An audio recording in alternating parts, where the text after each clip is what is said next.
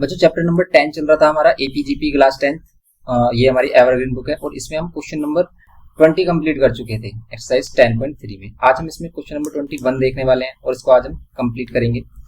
यहाँ पर first question हमारे पास 5th, 8th and 11th term of a GP R P Q and S respectively show that this. आपको ये show करना है कि क्यू स्क्वायर किसके इक्वल होगा पी एस। अब देखो हमारे पास जो गिवन होता है उसका ही यूज करके आपको प्रूव करना होगा इसमें। तो हम इसको प्रूव कैसे कर सकते हैं, या तो हमारे पास जो भी गिवन वैल्यूज हैं आप इन सभी का यूज करके, आपको A5 गिवन है कितना P, आपको A8 गिवन किया Q एंड A11 गिवन किया S, इनका यूज करके आपको क्या करना है, ये प्रूव करना है जो एक्सप्रेशन है Q square equals to PS। या फिर आप इसी में से LHS साइड लेकर RHS फॉर्म कर सकते हो, या फिर RHS लेकर LHS फॉर्म कर सकते हो, या फिर दोनों ही साइड को इंडिविजुअली सोल्व कर सकते हो। यहाँ पर देखते हैं कि क्या हम कंप्लीट एक्सप्रेशन फॉर्म कर सकते हैं। इसको सोल्व करें तो क्या मिलेगा, A R to the power 4 equals to में P, ये फर्स्ट इक्वेशन, एंड ये हमारे पास होगी A R to the power 7 equals to Q, ये second equation, and this one is A R to the power 10 equals to S,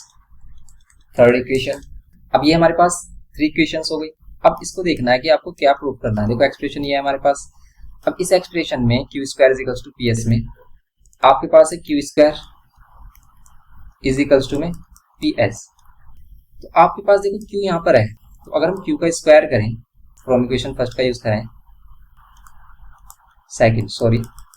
from equation second से AR to the power 7 is equals to क्या है हमारे पास Q, squaring on both side करें अगर हम, SBS का मीनिंग क्या है, स्क्वायरिंग ऑन बोथ साइड। आपको उसको कंप्लीट लिखना है, squaring on both side. Now squaring on both side करेंगे आपको क्या मिलेगा, ये एक्सप्रेशन मिलेगा। आपको Q स्क्वायर मिल गया इधर, तो आप इसको अगर PS फॉर्म कर लेते तो हो जाएगा ये प्रूफ सिंपल, इजीली हो भी रहा है। कैसे, देखो A स्क्वायर और R टू द पावर 14 ये बोल सकते हो आप इसे। और अब देखो आप P की वैल्यू क्या है, AR टू द पावर 4 और यहाँ पर क्या है AR टू द पावर 10। क्या आप इसको इस फॉर्म में लिख सकते हो, बिल्कुल लिख सकते हैं, AR to the power 4 and AR to the power 10, क्योंकि देखो A और A AR to the power 2 form करेगा, and A to the power 4 and A to the power 10 A to the power 14 form करेगा। ये क्या हो जाएगा, A square and R to the power 14, sorry ये क्या होगा हमारा P एंड ये क्या होगा S is equals to Q square. हो गया प्रूफ। बस आपको सिंपली ये करना था इसमें। ये था हमारा क्वेश्चन नंबर 20, सिंपल हो गया। ओके, अब हम देखते हैं इसमें 22। देखो ये जो हमने यहाँ से वाला पार्ट लिया है इसको आपको शो करके नहीं दिखाना है, क्योंकि ये हम हिंट ले रहे थे कि हमें क्या प्रूव करना है। तो आप क्या करोगे, फ्रॉम इक्वेशन सेकंड का यूज करोगे, इस टाइप से इसको शो कर दोगे कि हमारे पास Q स्क्वायर किसके इक्वल आ गया, PS के, PS is equals to Q square, दोनों सेम ही एक्सप्रेशंस है। नेक्स्ट देखो आप 22, नेक्स्ट 22 है, if A B and C are in AP and also in GP, A B C AP में भी है और GP में भी है। तो देखो अगर ये GP में है तो यहाँ से हम एक्सप्रेशन ले सकते हैं कि जो बीच वाली वैल्यू का स्क्वायर है किसके इक्वल होता है, AC के। क्यों होता है कि अगर आप A अपॉन B और C अपॉन B का रेशियो लोगे, किसका, C अपॉन B का, CB और यहाँ पर क्या होगा BA, ये होगा ना common ratio B upon A and C upon A, तो B स्क्वायर किसके इक्वल आता है AC। यहाँ पे इसको फर्स्ट इक्वेशन दे देंगे। ऑल्सो अगर ये हमारा क्या है GP में, तो आप क्या कह सकते हो कि जो बीच वाली वैल्यू होती है B, ये किसके इक्वल होता है A plus C divide by 2। Okay, if ABC are in GP then ये होगा हमारा, and if ABC are in AP then ये एक्सप्रेशन होगा। नाउ अब हम क्या कर सकते हैं, देखो ध्यान से देखो आप, फर्स्ट इक्वेशन में B की वैल्यू पुट करेंगे from equation first and second. First and second में हम क्या करेंगे, फर्स्ट इक्वेशन जो हमारे पास B स्क्वायर के प्लेस पर हम क्या रखेंगे A plus C divide by 2, यहाँ पे whole square is equals to में AC। समझ रहे हो आप, हमने क्या किया, B के इस प्लेस पर क्या किया, ये वाली वैल्यू पुट की है, क्योंकि B की वैल्यू हमारे पास क्या है A plus C divide by 2 भी है। ओके, ये तो हमने क्या किया, इसको पुट किया। अब हम क्या करेंगे, देखो यहाँ पर A plus C whole square, नीचे 2 का स्क्वायर 4 इक्वल्स टू में AC, ये हो गया। ना 4 को इधर मल्टीप्लाई कर देंगे, कितना होगा A plus C whole square और इक्वल्स टू में 4AC। ना A square plus C square plus 2AC equals to में कितना 4AC, इसको इधर माइनस कर देंगे, A square plus C square plus 2AC minus 4AC। अब देखो यहाँ पर क्या फॉर्म हो रहा है, अगर हम 2AC में से 4AC माइनस करेंगे तो क्या मिलेगा आपको, ये मिलेगा माइनस का 2AC। और अब ध्यान से देखो ये A square plus B square minus 2ab वाली फॉर्म कर रहे हैं, इसीलिए हम इसको a minus c whole square भी बोल सकते हैं ना। इसमें रूट ऑन बोथ साइड बोल सकते हो कि हमने रूट ऑन बोथ साइड किया है, हमारा क्या हो जाएगा ये स्क्वायर इधर आकर स्क्वायर रूट, अगर स्क्वायर हम हटाते हैं और इधर स्क्वायर रूट लगाते हैं, जीरो का स्क्वायर रूट जीरो ही होगा, इसलिए a minus C equals to zero हो गया and a minus C equals to zero, इसका मीन्स है a equals to C. a equals to C आ गया, लेकिन हमें क्या प्रूव करना है कि ये सभी इक्वल हैं, a equals to b equals to C. a equals to C है इफ हमारे पास क्या आ गया a equals to C, then आप क्या कह सकते हो, आप क्या कर सकते हो, देखो इस एक्सप्रेशन को ले लो, सेकंड वाली इक्वेशन को, आप इसमें क्या कर सकते हो, यूजिंग इक्वेशन सेकंड, a की जगह c है, c की जगह a पुट कर सकते हैं, तो अगर हम c की जगह a पुट करते हैं तो यहाँ पर डिवाइड बाय 2, यहाँ पर कितना हो जाएगा ये b, और यहाँ पर 2a इक्वल्स टू 2, 2 से 2 cancel, b equals to a। अब देखो आप a इक्वल्स टू c भी है, b इक्वल्स टू a भी है, या फिर a इक्वल्स टू b भी है, तो इसका मीन्स क्या है, ये सभी इक्वल होंगे। कैसे होंगे इक्वल, कि हम ऐड कर लेते हैं कि a 10 है तो c भी 10 होगा, और अगर a 10 है ठीक है और ये b के इक्वल है तो ये भी 10 होगा, इसका मीन्स ये सभी इक्वल है, तो इसका मीन्स हमारा क्या हो गया, इन दोनों एक्सप्रेशन से हम कह सकते हैं फ्रॉम इक्वेशन, आप इसको थर्ड एंड फोर्थ बोल सकते हो, तो हम यहाँ पर बोल सकते हैं from equation third and fourth क्या होगा, a is equals to b equals to c, ये होगा सिंपल। ओके, ये हो गया हमारा प्रूफ, ये शो कर दिया हमने कि a is equals to b equals to c होगा। नेक्स्ट देखते हैं 23rd में find the first term and the number of terms in GP. ये जीपी हमारे पास, उसमें आपको क्या फाइंड करना है, first term and number of terms. Given क्या है, if the fourth term, seventh term and last term. Given जो भी वैल्यू होती है ना, वही हमारा हिंट होता है क्वेश्चन को करने के लिए। तो सबसे पहले आप गिवन देखें और फिर फाइंड क्या करना है उसको देखें। फोर्थ टर्म गिवन क्या है, a4, और ये जीपी के टर्म्स हैं, ये कितना है 10। a7 गिवन क्या है 80 एंड ये n, आप इसको nth टर्म ले सकते हो, लास्ट टर्म बोल सकते हो, ठीक है, दोनों के लिए सेम ही फॉर्मूला, या फिर tn बोल सकते हो। ये कितना है 2560। आपको क्या बताना है, फर्स्ट टर्म बताना है, नंबर ऑफ टर्म्स, इसमें नंबर ऑफ टर्म्स कितने हैं, मींस n की वैल्यू यहाँ। अब इसको देखो, इन दोनों एक्सप्रेशंस को, इसको बोल सकते हो ar to the power 3 equals to में 10, इसको इक्वेशन नंबर फर्स्ट। यहाँ पर ar टू द पावर 6, इसको इक्वेशन नंबर क्या सेकंड मेंशन कर देते हैं। Now dividing equation second from first, यहाँ पर क्या होगा ar to the power 6 upon में ar to the power 3 equals to में यहाँ पर 80। भैया ये वाली इक्वेशन होगा ar to the power 6 equals to 80 and ar to the power 3 equals to 10, cancel कर लेंगे 0 0, a से cancel, r to the power यहाँ पर 3 होगा इज इक्वल्स टू में 8, r इज इक्वल्स टू क्या होगा क्यूब रूट 8, और क्यूब रूट 8 आपको पता है कितनी होती है वैल्यू, ये होती है 2। ओके, अभी क्यूब रूट आया कैसे, तो इसमें क्या करते हैं, बोथ साइड पावर 1/3 लेते हैं, बोथ साइड पावर 1/3। पावर 1/3 का मीनिंग क्या है, क्यूब रूट पावर 1/2 का मीनिंग क्या होता है, square root and so on. देखो इधर तो कैंसिल हो जाता है, इधर तो सिंपल r रह गया हमारा, और इधर क्या हो गया क्यूब रूट, और उसकी वैल्यू आ गई 2। r की वैल्यू 2 मिल गई आपको, a की वैल्यू फाइंड कर लो। a की वैल्यू के लिए आप इक्वेशन फर्स्ट का यूज कर लो, क्योंकि छोटी इक्वेशन है, ठीक है। इसके अंदर हमारे पास क्या है, स्मॉल वैल्यूज है, इसको हम सोल्व कर सकते हैं इजीली। r की वैल्यू 2, यहाँ पर 3, पावर 3, 2 टू द पावर 3 8 होता है, इक्वल्स टू में 10, यहाँ कितना हो जाएगा, a is equals to 10 divide by 8, cancel कर लो, a की वैल्यू कितनी जाएगी 2 5 जा 2 4 जा, a की वैल्यू हो गई 5/4, a की वैल्यू 5/4, r की value 2। Now find the value of n, number of terms, इसमें कितने नंबर ऑफ टर्म्स होंगे इसको फाइंड करेंगे। अब देखो ये an l या tn सभी का एक कॉमन फॉर्मूला होता है, ar to the power n-1 equals to में 2560। ओके, a की वैल्यू 5/4, r की value 2 to the power n-1, हमें चाहिए n, तो हम क्या करेंगे, इसे 2 की पावर में कन्वर्ट करेंगे, तो इसको सिंप्लीफाई करते हैं। 2 टू द पावर n-1 को हम सोल्व नहीं कर सकते, लेकिन ये जो 4 है डिवाइड में, ये मल्टीप्लाई में जाएगा, और 5 डिवाइड में। ओके, तो यहाँ पर क्या हो जाएगा, ये 4/5, और यहाँ पर क्या आ रहा है 2560। ना क्या ही कैंसिल हो रहा है, यस कैंसिल हो रहा है, 5 5 जा 25, फिर 5 1 जा 5 एंड 5 2 जा 10, 512, ये हो गया 2 to the power n-1। अब देखो ध्यान से, ये 2 to the power 2 है, 4 को 2 to the power 2 बोल सकते हो, एंड 512 होता है 2 to the power 9। ये हो गया 2 to the power n-1 और ये 2 to the power 9 और 1 11। ना बेस सेम है, देखो बेस सेम है दोनों की, 2 है बेस, तो पावर क्या होंगे इक्वल, कंपेयर किया हमने। Now n is equals to 12। Okay, therefore क्या हो गया हमारा, n इज इक्वल्स टू 12। ये करना था सिंपल, इसमें क्वेश्चन नंबर 23 है ये हमारा।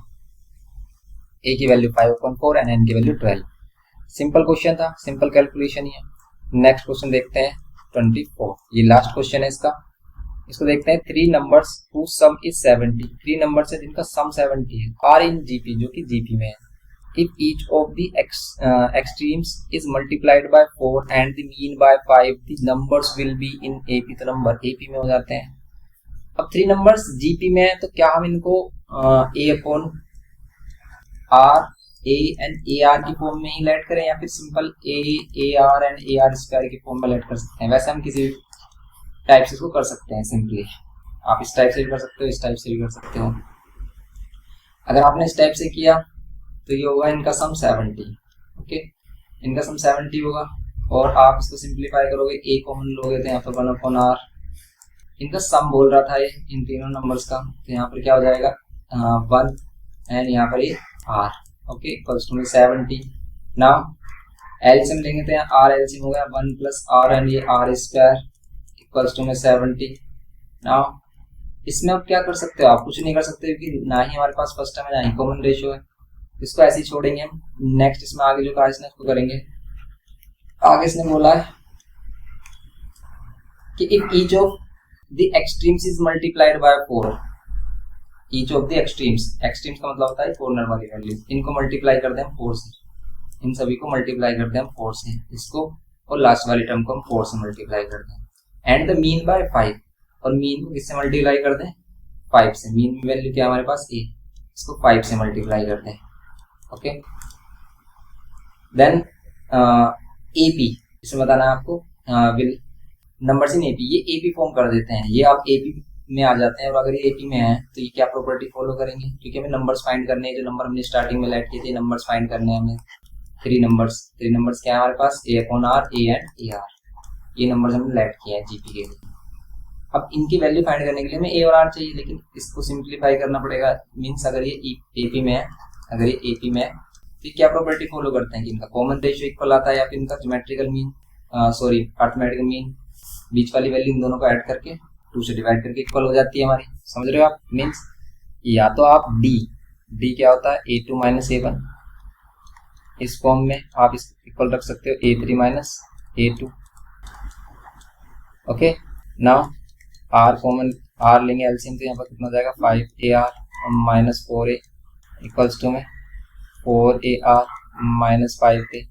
नाउ r की मल्टीप्लाई करेंगे इधर 5ar - 4a equals to, r की मल्टीप्लाई दोनों में होगी r² - 5a। ओके, अब आप क्या कर सकते हो, देखो कॉमन आ रहा है कुछ, a कॉमन आ रहा है, a कॉमन ले सकते हो 5r - 4a, 4 ओनली। यहाँ पर भी a कॉमन आ रहा है तो 4r² - 5 कैंसिल हो जाएगा। अब ध्यान से देखो, क्वाड्रेटिक फॉर्म हो रही है, क्वाड्रेटिक इक्वेशन फॉर्म हो रही है r में। कर लेते हैं इसको सिंप्लीफाई करते हैं तो 4r² - 5r, एंड यहाँ पर हमारे पास क्या होगा 4 इधर आकर -4 और ये प्लस -5 और ये +4, यहाँ कितना हो जाएगा 4r² माइनस में 5r - 1, ये हो गया। इसमें कुछ कॉमन वगैरह आ रहा है, कॉमन भी नहीं आ रहा है इसमें। अगर हम इसमें कॉमन देखें, कॉमन भी नहीं आ रहा। फैक्टर लेकिन मिल रहे हैं आपको, क्या 4 के फैक्टर माइनस करने पर 5 आए, 4 के फैक्टर माइनस करने पर 5 आए, नहीं मिल रहे ना।